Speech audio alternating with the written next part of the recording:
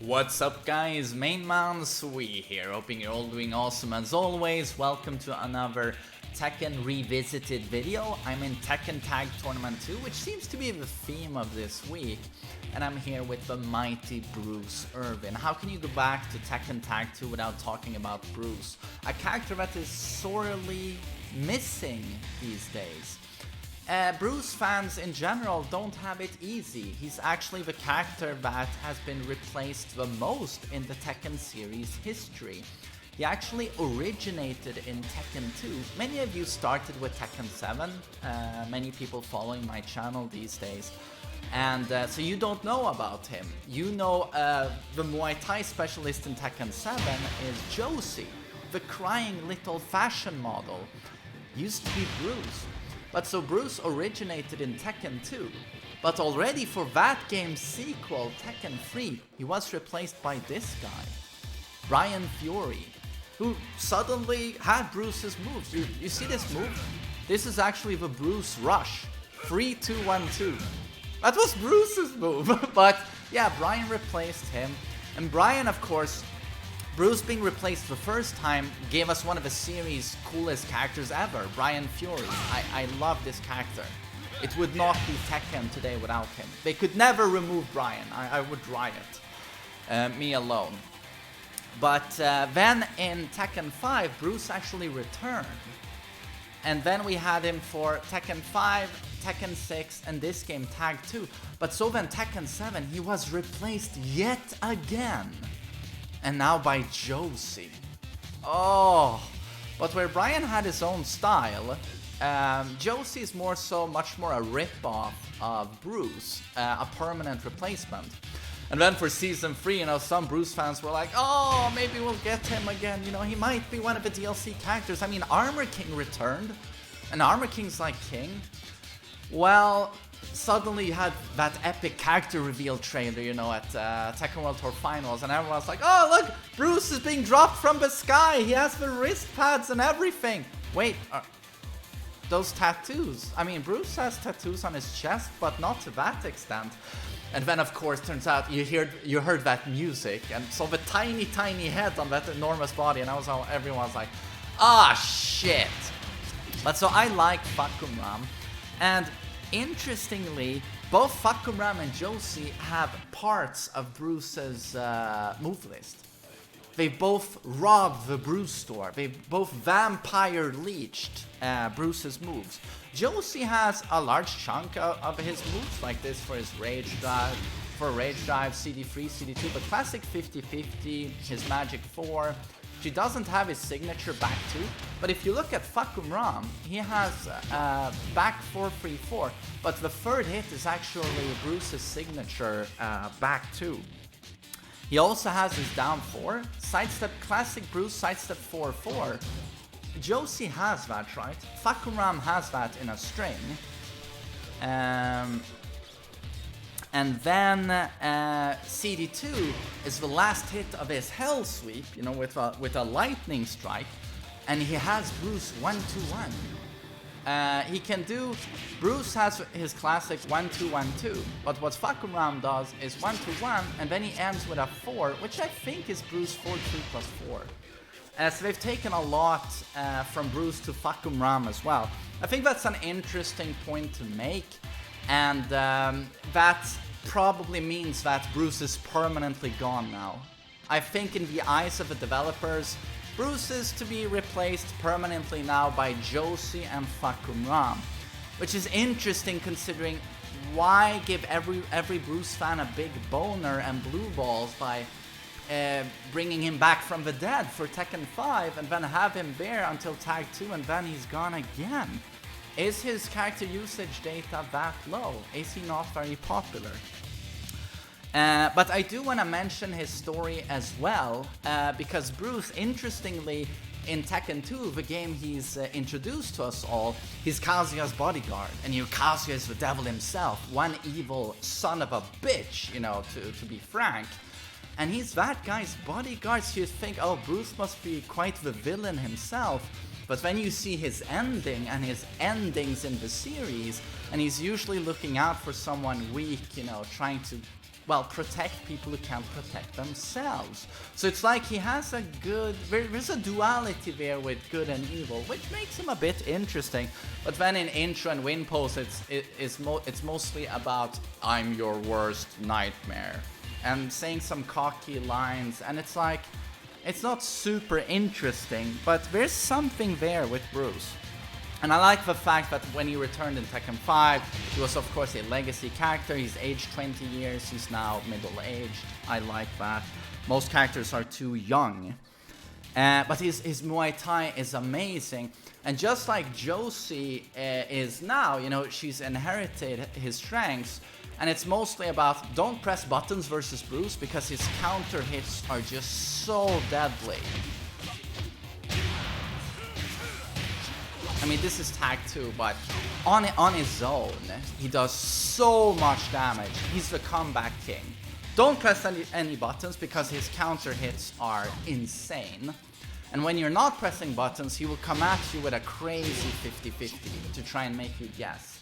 Not the best poker, but then his defensive ability, you know, if you're unsafe versus Bruce, best 10 frame punish in the game, 12 frame punish is insane. Just like Kazuya, he can launch you at crouching -13. Of course, something that Josie has inherited. Okay, I don't remember the combo. Oops.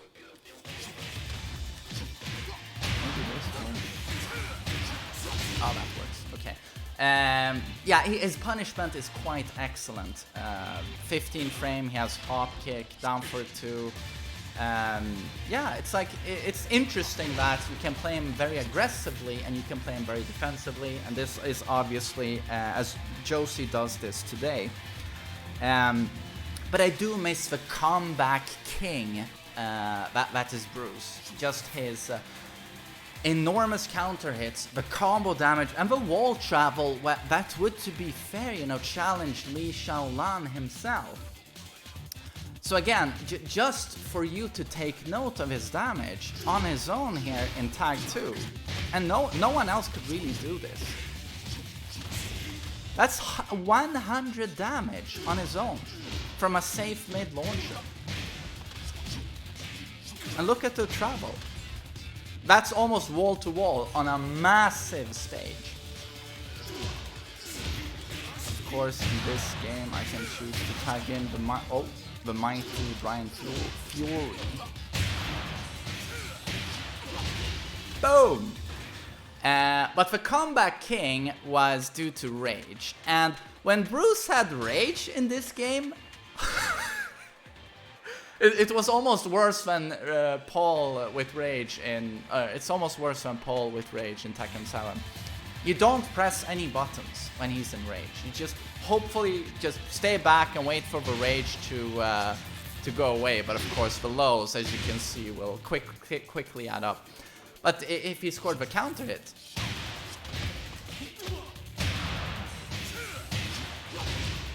Yeah, and of course this launch here...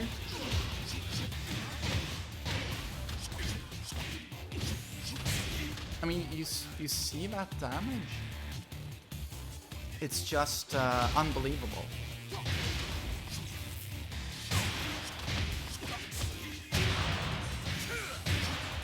Oh wait. Let's try and get one wall combo here.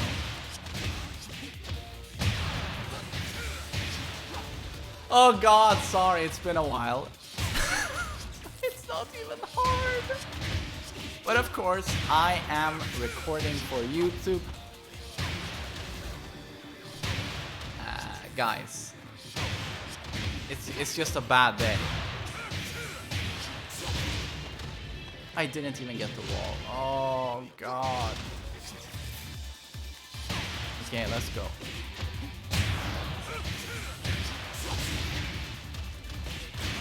But honestly, you see the damage in this game? And again, the punishment. Oops. Oh, what?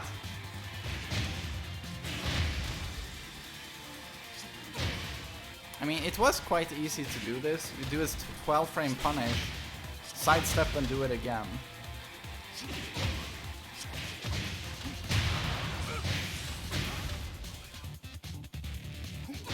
Okay, you know what? There we go. That's the classic combo. But of course, the damage in Tag 2 is just off the charts. It's just that in a game where everyone hit insanely hard, Bruce was the character that hit the hardest.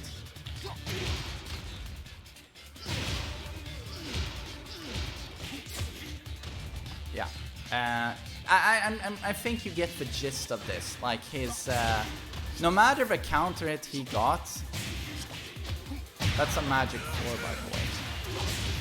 Like the damage is just unbelievable. So that's one of the things that made him really cool.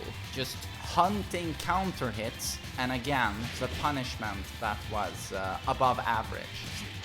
His 10 frame punish does 38 damage. And he has some range in that jab. And of course, his wall travel is just insane. They have good synergy, these two.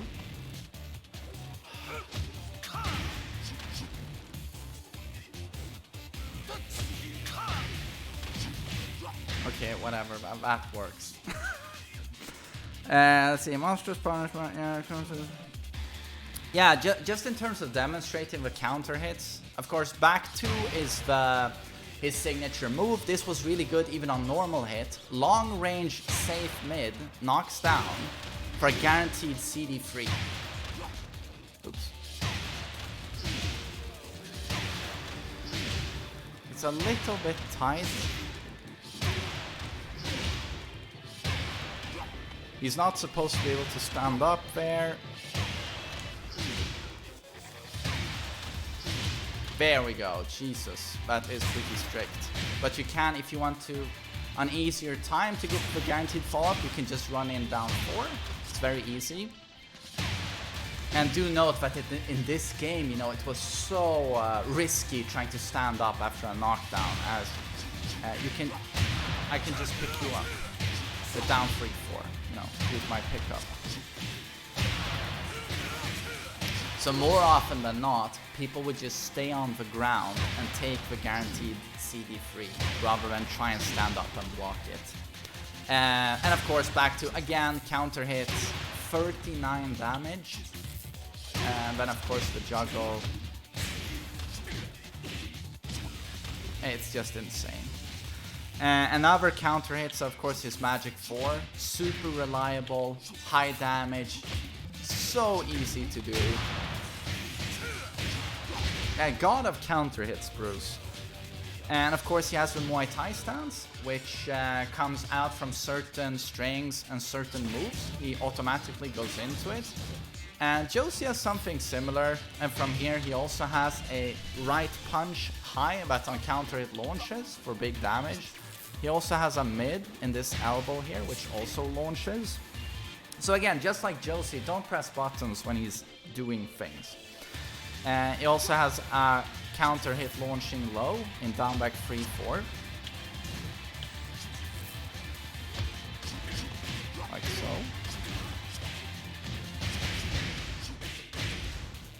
He also has, this is also interesting, down back 2-1-4 is not a natural combo, obviously, but on counter hit, the whole thing is a natural combo for huge damage.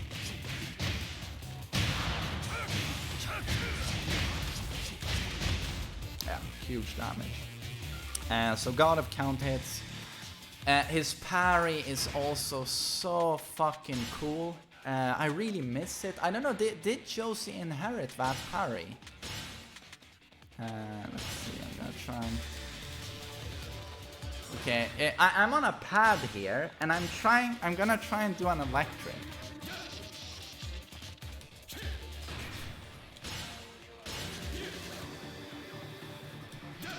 Oh god, I got it.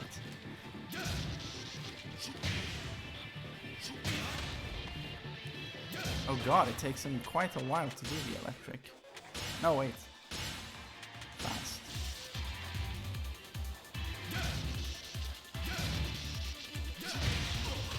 Isn't that super sick?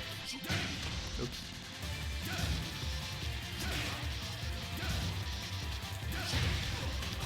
It's so satisfying. He seriously looks like he kills him. And look at the Oki. Oh, he gets up back turned.